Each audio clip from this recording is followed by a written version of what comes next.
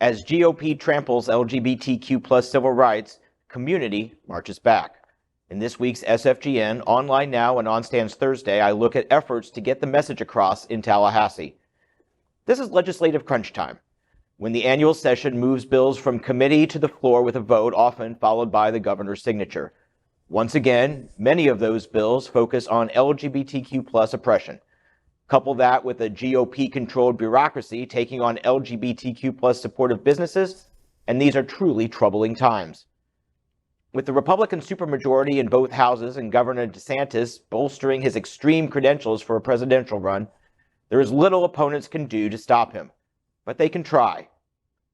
The March in Heels is set for 11 a.m. this Sunday, starting at the Pride Center and marching up Wilton Drive.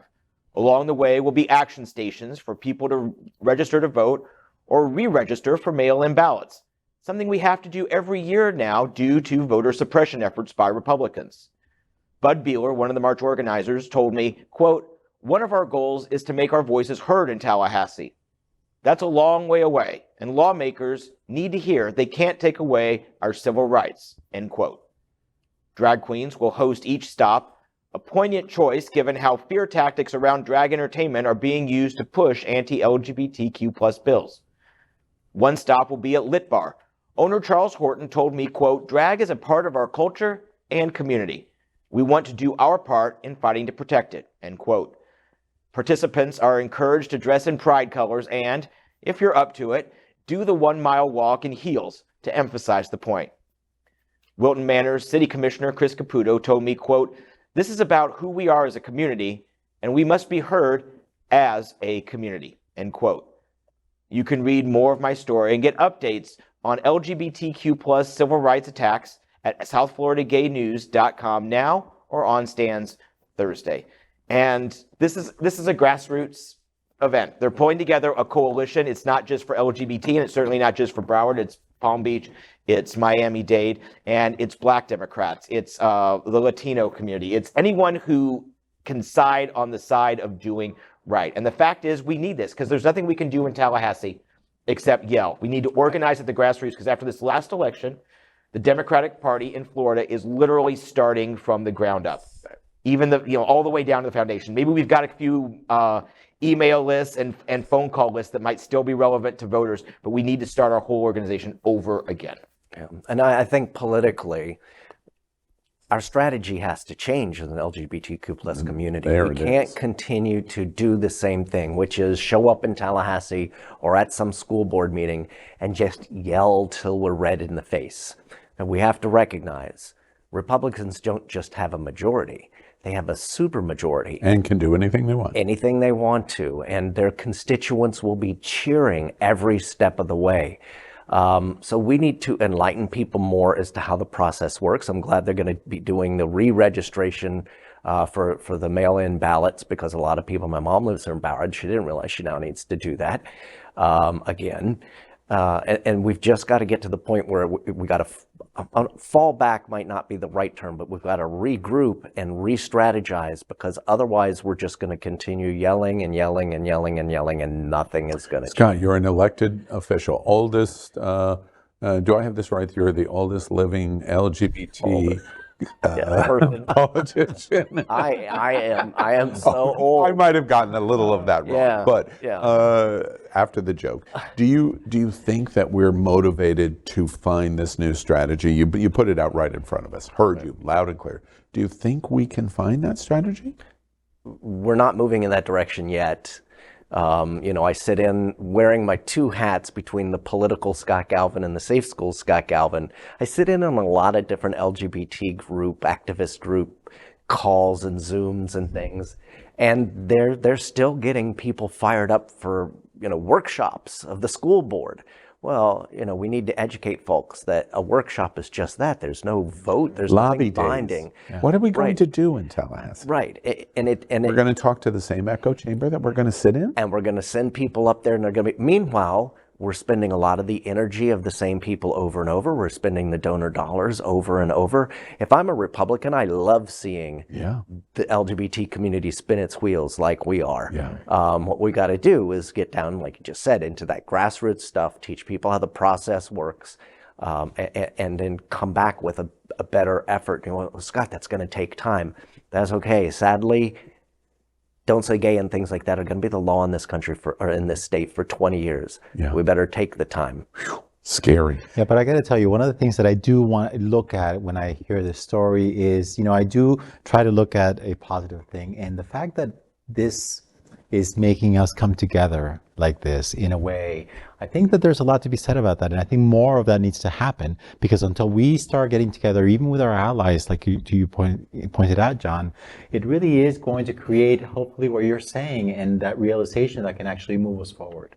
You know, it's interesting to me, a couple of observations on the story, on John, your story. I'm constantly approached by saying, Queer News Tonight has a point of view. Well, okay, CNN does, Fox does. All right, we have a queer point of view, and yes, we do. We have a queer point of view. But in terms of right or wrong, I just put it in front of everyone. This event is going to take place on Sunday that brings people together from various walks of life to say, wait, drag queens have a freedom of speech and they're not sexualizing children. Mm-hmm. And so therefore, the way we're going to protest is in a humorous and funny way, protest down Wilton Drive. Right. The contrast of that is a protest of Proud Boys that may have guns, Moms for Liberty that are screaming hateful kinds of words. You compare the strategies of the two protests and tell me which one is more right, however you define that. And can I say this about, I was literally just on the phone in the car while I was driving with Bud on my way here. One of the things I'm excited about what he's doing is it's got an appeal to the different audience. They're stopping at bars, they're doing activation in non-traditional Pride Center LGBT places. That's super important, because if we're going to turn the tide, your regular run-of-the-mill gay guy, so to speak, has got to finally care about what's happening, because so many LGBT folks don't have kids. All of what's happening in the schools has been very abstract. It hasn't affected them. And what's happening to the drag queens doesn't affect them. But I'm telling you right now, when they come to close down the clubs because of indecency, or they shut down the pride parades for indecency, they start arresting people. We are at that point again, and we need people to care about that now. I hope that soundbite is heard. It's just shocking. An interesting additional example of what we're watching. DeSantis came out yesterday talking about the arrest and the legal issue for Donald Trump. And DeSantis does it in a very sophisticated way. He goes, you know, I don't know nothing about paying a porn star for sex, and I know nothing about that, but then ends up on the side of going, but the Southern District of New York is out of control and blah, blah, blah. But I still don't know nothing about an adult porn star and the money that we have. Those are the enemies that are attacking our kids, our teachers, our schools, our parents, and our drag queens. Right. And so we should understand how sophisticated that attack is coming, especially from him. Because Donald Trump looks ham-fisted compared to DeSantis. Right. And it's a question of whether we're going to create a new narrative to fight these kind of arguments. One interesting last thought that from me, I think the White House has an interesting new strategy. They have called out from both the White House press room and from President Biden that the attacks that are happening on trans, that are happening on kids, are happening on drag queens. They have used both times the word sinful. Mm-hmm. I think these type of attacks are sinful. That is a strategic word, because they are getting ready to make the argument from a religious faith standpoint. This violates my religious beliefs. That whether that's successful or not, I think it's interesting, because they're taking a page out of the evangelical GOP handbook to say, wait, if you want to talk about church and you want to talk about religion, let's talk about what you're doing. DeSantis kind of does that yesterday without realizing. He takes the bait by going after Trump in talking about the faith kind of position of, I know nothing about a porn star and paying for sex secretly, et cetera, and so on. It's a faith base. Where are the evangelicals screaming bloody murder over Donald Trump? Right. This is the new enemy to speech and the issue of LGBT rights in America. Yeah, absolutely. So, did you enjoy the show? I know you did. So make sure to click subscribe so you won't miss any of the events, news, or interviews right here on the Faye What Show. Ring the bell at the bottom of the screen, right there, so you'll be alerted every time we're live. You can also click on the Happening Out Television Network logo so you can see all of the shows on the most diverse LGBTQ plus media network. Find out just what we're doing to bring the L and the G together right here on the Faye What Show. Get the week started with me.